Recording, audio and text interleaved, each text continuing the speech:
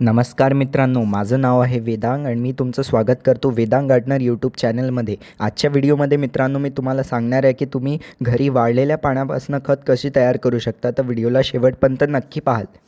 या उन्हाळ्यात वापर करू शकतो। म्हणजे वाळलेले पानं तुम्हाला झाडाचे कलेक्ट करून घ्यायचे आहे। असे वाळलेल्या पानापासून आपण सुके पत्तोची खत म्हणजे लीफ मोड तयार करणार आहोत। चला सुरू करू। लागणार आपल्याला वाळलेले पानं, युरिया। तुमच्याकडे युरिया नसणार तरी तुम्ही बिना युरियाचंही ऑर्गॅनिकपणे बनवू शकता। मी तसं ऑर्गॅनिकपणेच माझं खत बनवतो, कारण की मला इनऑर्गॅनिक मी वापरच नाही करत, मी टाळतो, त्याचा वापरच नाही करत। नाही तर अशी कोणती पण पॉलिथिन घेऊ शकतात। त्यासाठी सगळ्यात चांगली बॅग आहे ब्लॅक बॅग। अशी ब्लॅक काळ्या रंगाची बॅग अगर तुम्ही घ्याल त्याच्यात खूप चांगल्याने आणि पटकन लीफ मोड फंगसनी तयार होते, तर आपल्याला याच्यात अर्थवॉर्म नाही टाकायचे। बॅग घ्या, बॅग मध्ये तुम्हाला भरायचे आहे पाणी।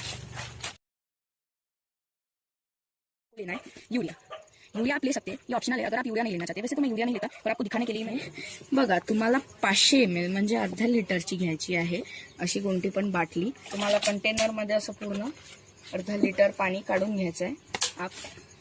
आता तुम्हाला याच्यात 2 चमचे टाकायचे आहे। मी हातानेच टाकून दाखवतो। 2 चमचे याला चांगल्याने असं फिरवून घ्यायचं आहे। युरियाचं पाणी जे तयार झालं आहे, हे युरियाचं पाणी आता हे थोड्या वेळ तुम्ही ठेवू शकतात, 5-10 मिनिटं। मी तुम्हाला आताच करून दाखवतो। मला असं याच्यात टाकायचं आहे। बस आता तुम्हाला काहीच नाही करायचं आहे। याच्यात तुम्ही लागलास तर तुम्ही होल करू शकता, कराल तर एअरेशन चांगलं होईल आणि जेणे आपलं खत पटकन बनेल।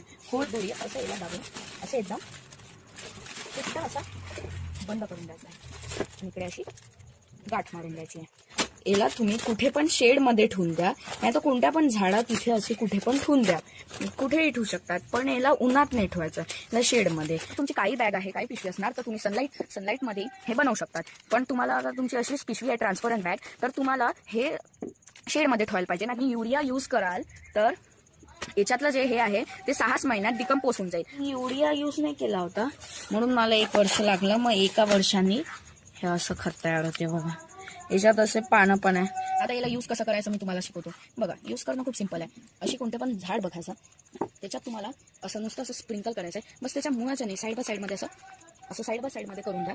असं साईड बाय साईड मध्ये अजून तुम्ही अशी गुढे करून द्या। कसा वाटला व्हिडिओ आवडला असल्यास व्हिडिओला लाईक करा, शेअर करा, माझ्या चॅनलला सबस्क्राईब करून बेल आयकन नक्की दाबून द्या।